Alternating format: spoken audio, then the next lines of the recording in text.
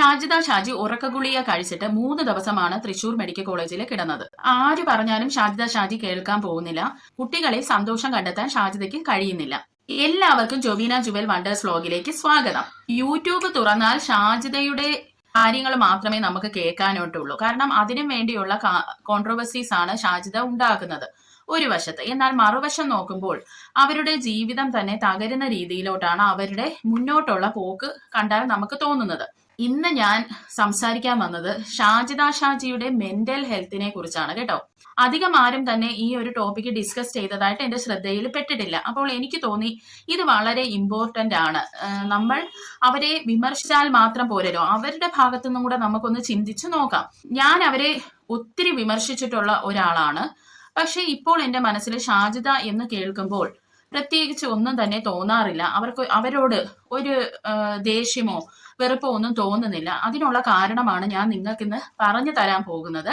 അപ്പോൾ നമുക്ക് വീഡിയോയിലോട്ട് കടക്കാം. അതിനു മുന്നേ ആയിട്ട് നിങ്ങൾ ഒരു വീഡിയോ കാണണം. അതായത് ഷാജിദ ഷാജി 2 വട്ടമാണ് ആത്മഹത്യക്ക് ശ്രമിച്ചിട്ടുള്ളത്. ഒന്ന് വെയിൻ കട്ട് ചെയ്യാൻ ശ്രമിച്ചു.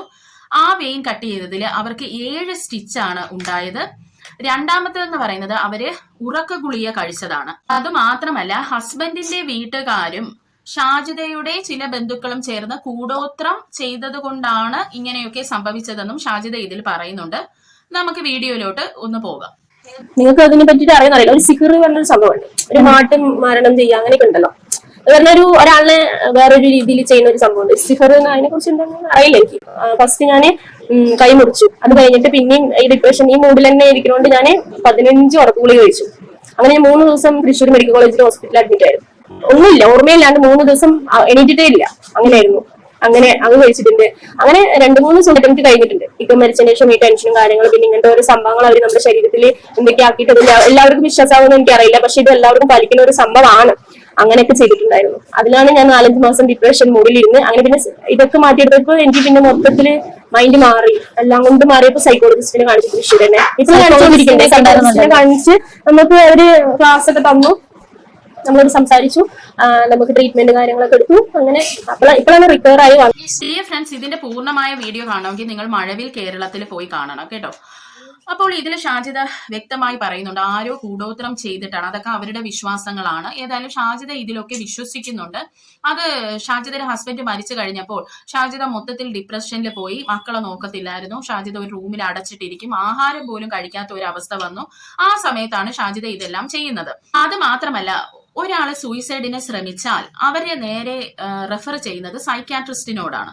സൈക്യാട്രിക് കൺസൾട്ടേഷൻ എടുക്കും. അത് കഴിഞ്ഞ് സൈക്യാട്രിസ്റ്റ് ആയിരിക്കണം അവരെ സൈക്കോളജിസ്റ്റിന്റെ അടുത്ത് കൗൺസിലിങ്ങിന് വേണ്ടി റെഫർ ചെയ്യുന്നത്. ഇപ്പോൾ ഷാജിദ ട്രീറ്റ്മെന്റിലാണോ ഇല്ലയോ എന്നുള്ളത് കൂടെ നമുക്കൊന്ന് വീഡിയോ വഴി കണ്ടിട്ട് വരാം.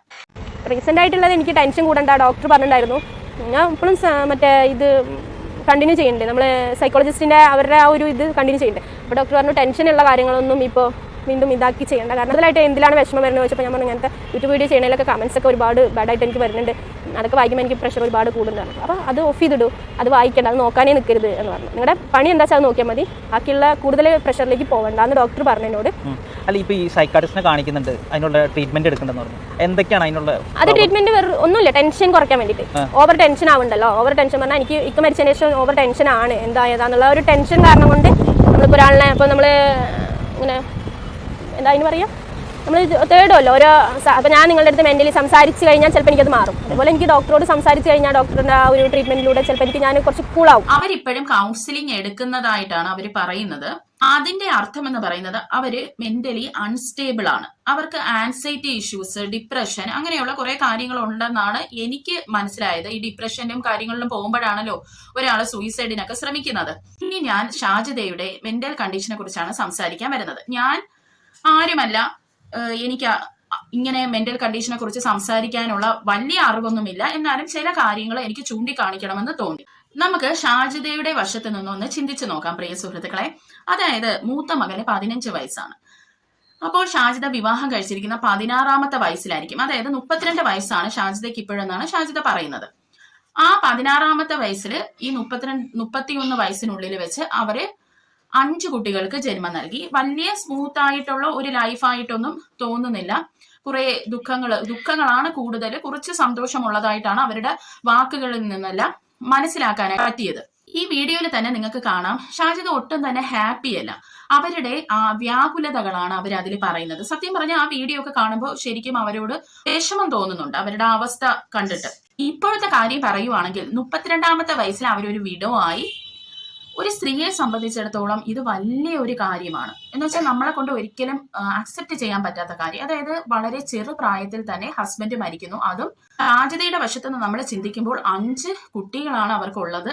അവർക്ക് സ്വത്തോ അങ്ങനെ വീടോ അങ്ങനെ ഒന്നുമില്ല. ഈ മക്കളെ കുറിച്ചൊക്കെ ആലോചിക്കുമ്പോൾ എന്താദ്യമായിരിക്കും വരുന്നത്? നമ്മൾ ആ രീതിയിലൊന്ന് ചിന്തിച്ചു നോക്കണം. അത് മാത്രമല്ല ഷാജിദ പറയുന്നതെന്ന് വെച്ച് നോക്കുമ്പോൾ ഫാമിലി സപ്പോർട്ടൊക്കെ ഷാജിദയ്ക്ക് വളരെ കുറവാണ്.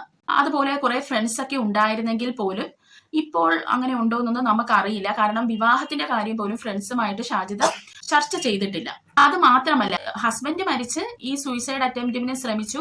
ഇപ്പോഴും ട്രീറ്റ്മെന്റ് എടുത്തുകൊണ്ടിരിക്കുന്ന ഒരു സ്ത്രീയാണ്. അതുകൊണ്ട് തന്നെ നോർമലായിട്ടുള്ള ഒരു സ്ത്രീ തകരുന്നതെന്നും കൂടുതൽ ഷാജിദയുടെ മനസ്സ് അവിടെ തകരും. അത് മാത്രമല്ല അവരൊരു പ്രത്യേക മെന്റൽ സ്റ്റാറ്റസിലോട്ട് പോകും. അത് മാത്രമല്ല ഒരു കൺഫ്യൂസ്ഡ് സ്റ്റേറ്റ് നമുക്ക് ഷാജിദയുടെ ഏതൊരു തീരുമാനത്തിലും കാണാൻ പറ്റും. പറയുന്ന കാര്യത്തിൽ വ്യക്തതയില്ല. ഇപ്പൊ പറയുന്നതല്ല പിന്നെ പറയുന്നത്. അത് മാത്രമല്ല ഇവരെ ഗൈഡ് ചെയ്യാൻ ഒരാള് അവർക്കില്ലെന്നാണ് മനസ്സിലാക്കാൻ സാധിക്കുന്നത്.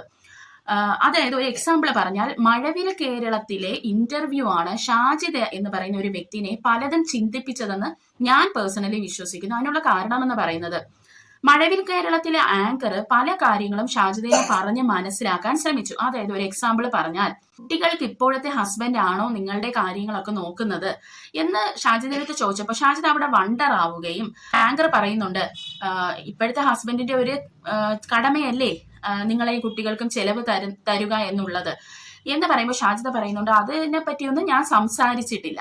ഈ ആങ്കർ ചോദിക്കുന്നുണ്ട് 26 വയസ്സല്ലേ ഉള്ളൂ, പുള്ളി വേറെ വിവാഹം കഴിച്ചാലോ, ഷാജിദനെ കളഞ്ഞിട്ട് പോയാലോ എന്ന് ചോദിക്കുമ്പോൾ ഷാജിദ പറയുന്നുണ്ട് എനിക്ക് കുഴപ്പമില്ല അവൻ വേറെ വിവാഹം കഴിക്കുന്നതിനെന്ന്. അന്നേരം ഈ ആങ്കർ അതിന് എതിരായിട്ട് എന്തോ സംസാരിക്കുമ്പോൾ പറയുന്നുണ്ട് എന്നാൽ ഞാൻ അവനെ വിവാഹം കഴിക്കാനേ സമ്മതിക്കത്തില്ലെന്ന്. അത് മാത്രമല്ല അവരുടെ അക്കൗണ്ടിലോട്ട് പൈസ അയച്ചു കൊടുത്തിട്ടൊക്കെ ഉണ്ടെന്ന് ഷാജിദ പറയുമ്പോൾ അതിന്റെ പ്രൂഫ് ഒക്കെ ഉണ്ടോ എന്ന് ചോദിക്കുമ്പോൾ അത് അവൻ വേറെ ആരുടെയോ അക്കൗണ്ടിൽ നിന്നാണ് പൈസ അയക്കാറുള്ളതെന്ന് ഷാജിദ പറയുന്നു. അവിടെയും ഈ ആങ്കർ ചോദിക്കുന്നു അത് ഷാജിദേനെ പറ്റിക്കുന്നതാണെങ്കിലോ എന്ന്. ഈ ഒരു ഇന്റർവ്യൂവിന് ശേഷമാണ് ഷാജിദ വന്ന് ഷാജിദ കല്യാണം കഴിച്ചിട്ടില്ലെന്ന് സമൂഹത്തിന്റെ മുന്നിൽ പറയുന്നത്. കാരണം ആ ഒരു ഇന്റർവ്യൂ നിന്നാണ് ഷാജിദയ്ക്ക് സത്യം പറഞ്ഞാൽ മനസ്സിലായതെന്ന് എനിക്ക് തോന്നുന്നു.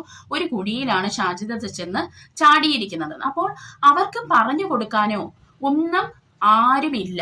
അത് മാത്രമല്ല അവരുടെ ഇപ്പോഴത്തെ അവസ്ഥ വെച്ച് ആരെങ്കിലും പറഞ്ഞു കൊടുത്താൽ പോലും അവർക്കത് മനസ്സിലാകുന്നില്ല. പിന്നെ അവരുടെ മനസ്സൊരു കൺഫ്യൂസ്ഡ് സ്റ്റേറ്റിലാണെന്ന് പറയാൻ കാരണമെന്ന് വെച്ചാൽ ഈ കല്യാണം തന്നെ ഒരാളുടെ നിന്ന് മെഹറിനുള്ള പൈസ വാങ്ങുന്നു, പക്ഷെ വേറൊരാളെ വിവാഹം കഴിക്കുന്നു, ഒന്നിനും ഒരു സ്ഥിരതയില്ല. അതുപോലെ നിങ്ങൾ തന്നെ ആലോചിക്കൂ, ഏതെങ്കിലും ഒരു യൂട്യൂബേഴ്സ് അവരെ സബ്സ്ക്രൈബേഴ്സിനെ കുറ്റം പറയാറുണ്ടോ? അല്ലെങ്കിൽ സബ്സ്ക്രൈബേഴ്സ് ആണ് എല്ലാത്തിനും കാരണക്കാരാണെന്ന് പറയാറില്ല. ഇപ്പൊ ആണെങ്കിൽ പോലും അവർ പറയില്ല. എന്നാൽ ഇവിടെ ഷാജിദ അതും പറഞ്ഞു കഴിഞ്ഞു. എല്ലാവരിലും കുറ്റം ചാർത്തി ഷാജിദ. അതായത് ഷാജിദേനെ ഹെൽപ്പ് ചെയ്തവരെ പോലും ഷാജിദക്കാരാക്കി. അതുപോലെ ജസ്ന എന്ന് പറയുന്ന ഒരു യൂട്യൂബറിന് വേറെ റിലേഷൻ ഉണ്ടെന്നുള്ള രീതിയിൽ സംസാരിക്കുന്നു. പിന്നെ വേറെ ഒരു യൂട്യൂബറിന്റെ ഫോൺ നമ്പർ തന്റെ ചാനൽ വഴി കൊടുക്കുന്നു. ഹെലൻ ഓഫ് സ്മാർട്ടയ്ക്ക് എതിരായിട്ട് സംസാരിക്കുന്നു. അങ്ങനെ സകല പേരെയും ശത്രുക്കളാക്കുന്നു. അല്ലെങ്കിൽ ഈ ഫോൺ നമ്പറൊക്കെ തന്റെ ചാനൽ വഴി കൊടുത്താൽ അതൊരു ക്രൈം തന്നെയാണെന്ന് മനസ്സിലാക്കാനുള്ള ഒരു ബോധം പോലും ഷാജിദ ഇവിടെ കാണിക്കുന്നില്ല. അത് മാത്രമല്ല ഡോക്ടർ ഷാജിദയുടെ അടുത്ത് ചോദിച്ചു എന്താണ് ഷാജിദയ്ക്ക് വിഷമം ഉണ്ടാക്കുന്നതെന്ന് ചോദിച്ചപ്പോൾ ഷാജിദ പറയുന്നത് കമന്റ്സ് വരുന്നത് അവർക്ക് വളരെ വിഷമം തരുന്ന ഒരു കാര്യം ആണെന്നാണ്, ബാഡ് കമന്റ്സ് വരുന്നത്. അപ്പൊ അതിൽ നിന്നും വിട്ടു നിൽക്കാനും ഈ കൗൺസിലർ ഷാജിദയുടെ അടുത്ത് പറഞ്ഞിട്ടുണ്ട്. ഇവിടെ ഒരു ഇന്റർവ്യൂല് ഷാജിദയുടെ അടുത്ത് മക്കളെ പറ്റി ചോദിക്കുന്നുണ്ട്. അപ്പോൾ അതും കൂടെ നമുക്കൊന്ന് കേട്ടിട്ട് വരാം. ചില അമ്മമാർക്ക് മക്കൾ കൂടെ ഉണ്ടെങ്കിൽ അല്ലെങ്കിൽ മക്കളോട് കൂടുതൽ സമയം സംസാരിക്കും, അവരോട് ഇടപെടുകയൊക്കെ ചെയ്ത് കഴിഞ്ഞിട്ടുണ്ടെങ്കിൽ അവരുടെ മൈൻഡ് ഒന്നും കൂടാവണ്ടല്ലേ? മക്കളോട് പറഞ്ഞാൽ എന്റെ മക്കളോട് സംസാരിക്കുക പറഞ്ഞാൽ മക്കൾ ഇപ്പൊ 2 ഉള്ള മക്കൾ അവിടെയാണ്.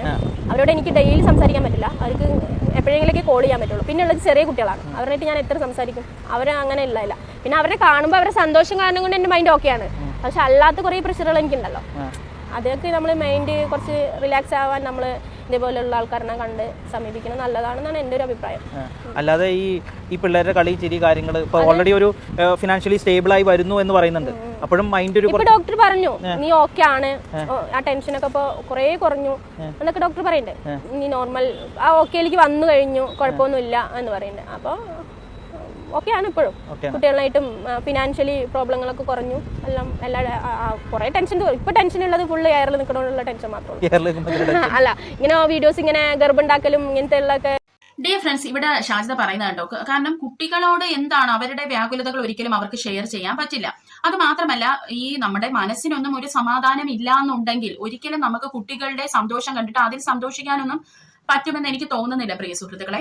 അപ്പോൾ ഇവിടെ അവർ പറയുന്നുണ്ട് അവർക്ക് കമന്റ്സ് ഒക്കെ ഭയങ്കരമായി വേദനിക്കുന്നുണ്ട്. പിന്നെ ഒരു അബോർഷന്റെ കഥ കൊണ്ടുവന്ന് അവരുടെ നാത്തൂൻ, അതൊക്കെ അവരെ വല്ലാതെ അലട്ടുന്നുണ്ട്. പക്ഷെ നമ്മൾ കാണുന്ന ഷാജിദ എന്ന് പറയുന്നത് ചാനലിൽ കൂടെ വന്ന് മറ്റുള്ളവരുടെ അടുത്ത് ഉരുളക്കുപ്പേരി പോലെ പറയുന്ന ഒരു ഷാജിദനെയാണ് നമുക്ക് കാണാൻ കഴിയുന്നത്. ഷാജിദ മഴവിൽ കേരളത്തിന് കൊടുത്ത ഇന്റർവ്യൂവിൽ പറയുന്നുണ്ട്, ഹസ്ബൻഡ് മരിച്ചപ്പോൾ ഷാജിദയ്ക്ക് ഹസ്ബൻഡിനോടൊക്കെ ഭയങ്കര ദേഷ്യമാണ് തോന്നിയത്. വിഷമം ഒരു സൈഡിൽ ഉണ്ടെങ്കിൽ പോലും ദേഷ്യം തോന്നി. അതിനുള്ള കാരണമെന്ന് പറയുന്ന ഹസ്ബൻഡ് അങ്ങോട്ട് ഷാജിദയോട് പറയുമായിരുന്നു, എന്നെയും മക്കളെയും കളഞ്ഞിട്ട് നീ പോവുമായിരിക്കുമെന്ന്. പക്ഷെ ഷാജിദ അതുകൊണ്ട് തന്നെ ഒരിക്കലും പ്രതീക്ഷിച്ചില്ല ഇദ്ദേഹം ഇങ്ങനെ ഒരു കാര്യം ചെയ്യും. അത് മാത്രമല്ല, ഈ 5 കുട്ടികളെ ഇട്ടിട്ട് പോകുമെന്ന് ഷാജിദ ഒരിക്കലും പ്രതീക്ഷിച്ചില്ല.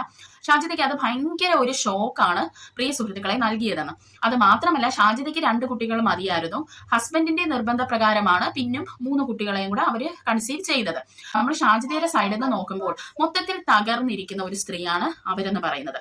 അവർ ശരിയാണ് കോൺട്രോവേഴ്സീസ് ഒത്തിരി ഉണ്ടാക്കുന്നുണ്ട്. മറ്റുള്ളവരുടെ നിന്ന് അടി കിട്ടുന്ന പരിപാടികളൊക്കെയാണ് പുള്ളിക്കാരി ചെയ്യുന്നത്. ഒരിക്കലും നമ്മളെ പോലുള്ളവർക്കോ ആർക്കും ഷാജിദയെ തിരുത്താൻ പറ്റത്തില്ല. അതിനുള്ള കാരണം ഞാൻ പറഞ്ഞുതരാം. അതായത് നമുക്കൊരു അസുഖം വരുന്നു, നമ്മുടെ വീട്ടിലുള്ളവരെ നമ്മളെ ശുശ്രൂഷിച്ചാലും അത് കുറയണമെന്നില്ല. പക്ഷേ നമ്മൾ ഒരു ഡോക്ടറിനെ പോയി കാണുമ്പോഴേ നമ്മുടെ അസുഖം പാതി കുറയും, അല്ലെ?